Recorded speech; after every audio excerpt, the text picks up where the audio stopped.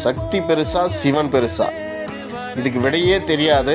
கடைசியில் சிவாஜி கணேசன் நடித்த படத்தை பார்த்து அந்த சக்தி சிவனுக்குள்ளே அடக்கமாயிடுச்சு. சிவன் ஜெபிச்சிட்டாரு, கஞ்சா குடித்தார், பீடி குடித்தார், ஒரு பொண்ணை அழித்து சாம்பலாக்கி அதில் கஞ்சா பண்ணி குடித்து போதையானார் அப்படின்லாம் ஒரு கட்டுக்கதை இருக்கும்.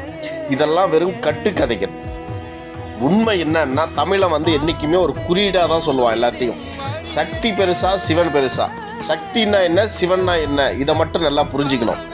பெண்ணுன்றோ சக்தி. எப்படி சக்தின்னா யாரும் கிடையாது, நீங்கள் தான் சக்தி. எப்படின்னா இங்கே பாருங்கள், இதை தொடரேன், இப்படி பேசுகிறேன், இந்த வாயால் பேச முடியுது, என்ன டச் பண்ண முடியுது, இது பண்ண முடியுது, எல்லாம் பண்ண முடியுது. இப்படி என்னால் கையை பார்க்க முடியுது, என் முடியை பார்க்குறீங்க, என் கண்ணை பார்க்குறீங்க, எல்லாம் பார்க்குறீங்க.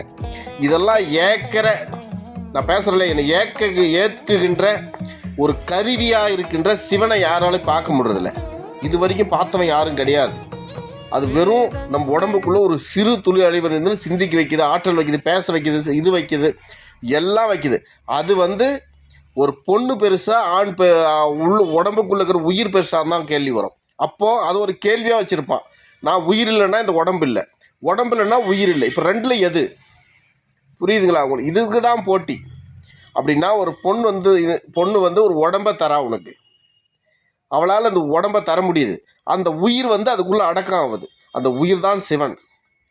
அப்போ இப்போ அந்த காலத்தில் இருக்க ஞானிகள் சிவன் பெருசா சக்தி பெருசா அதுக்கு விடையே கண்டுபிடிக்க முடியல. ரெண்டும் சேர்ந்தாதான் இந்த உலகம் உயிர்கள் இயங்கும் அப்படின்னு கடைசியில் சொல்லிட்டு முடிச்சிட்டாங்க. அப்படின்னா என்ன? சக்தின்றவள் நம்ம உடம்பு தான். அந்த மேலே இருக்க இந்த உடம்பு, சிவன்றது நம்ம உயிருக்கு உள்ளே இருக்க உயிர், அதுதான் சிவன். அந்த உயிரை இது வரைக்கும் பார்த்தவன் யாரும் இல்லை, கண்ணால் இது பண்ணவன் யாரும் இல்லை. ஆனால் உடம்பை தொட முடியும், அதை வச்சு நீங்கள் என்ன வேணாலும் செஞ்சுக்க முடியும். அது உங்கள் கருத்தைப்படியே விட்டுறேன், அதை பண்ண முடியும். அப்போது இந்த உடம்பை கொடுத்தவள் ஒரு பெண்ணு தான் அதை கருவில் வச்சு நம்மளுக்கு கொடுக்குறா. இந்த உயிரை கொடுத்தவன், அந்த கருவுக்குள்ளே போய் உயிரை கொடுத்தவன் சிவன்.